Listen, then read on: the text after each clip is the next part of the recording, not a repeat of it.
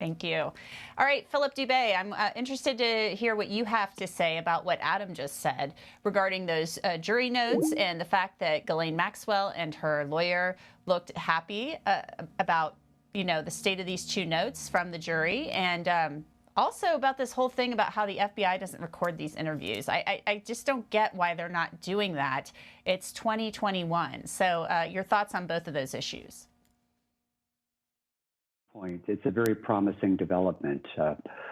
Keep in mind that whenever any law enforcement official, be state, local, or federal, is interviewing a victim or a witness, they are taking contemporaneous notes during the conversation. We tend to call those the raw notes, the wet notes, actually in the pen or pencil of the law enforcement official. And oftentimes, those notes are taken again, contemporaneously during the conversation, and it tends to be verbatim. If the witness then months or years later comes into court and changes the version of events, then they can certainly be discredited with that law enforcement official's notes. Now, the problem comes up where law enforcement takes a stand, they deny that there was any inconsistency, or they might say that they forgot their notes, they don't know where their notes are, and jurors tend to look at that very skeptically. They are healthy skeptics because the role of law enforcement is to observe and to report. And why on earth they would not preserve the raw notes of an interview with a witness or a victim looks suspicious in the minds of the jurors.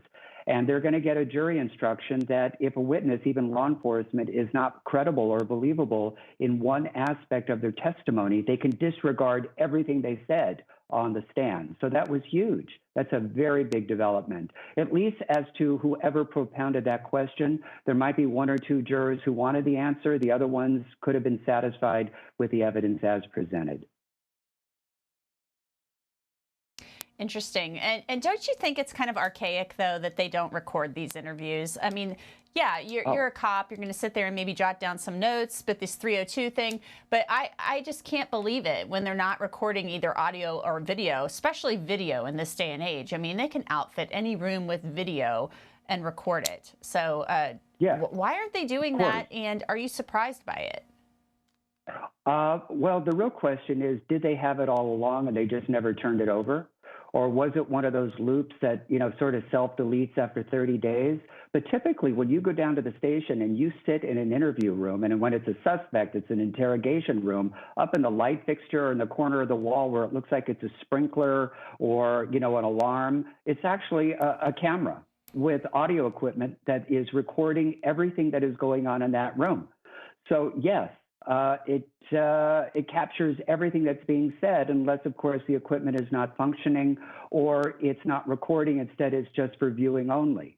But that has been going on for decades with law enforcement. And one of the reasons why they don't put a tape recorder right in front of the witness or the suspect is because they don't want it to have a chilling effect on their willingness to speak openly, candidly, and freely. Instead, they just have it up in the ceiling in a vent or a light fixture or in an alarm to pick up everything. But jurors don't like it. Jurors don't like it in this day and age when you don't, at a minimum, have, a little camcorder sitting next to you at the table to take down everything that's being said. Yeah. I mean, if we can record something on our phones, using the voice memo app, the feds should be able to record these things, and they don't. And it's just their policy, and I don't get it. All right, we are going to talk more about the Daunte Wright case, the Kim Potter case, when we come back. So stay with us. You're watching Law and Crime. Philip, when you look at those chat room results of our poll, what comes to mind for you? Kind of the same thing as Janine? Well, assuming it's a representative sampling, though, of the overall zeitgeist, the vibe of the community, yes, that is good news for the defense, But I got to tell you, thank goodness in the state of Minnesota, you need 12 jurors to convict, because the fewer you have, the easier it is to get a conviction. For example, I think in the state of Florida, you only need 6 jurors to impanel for a criminal trial.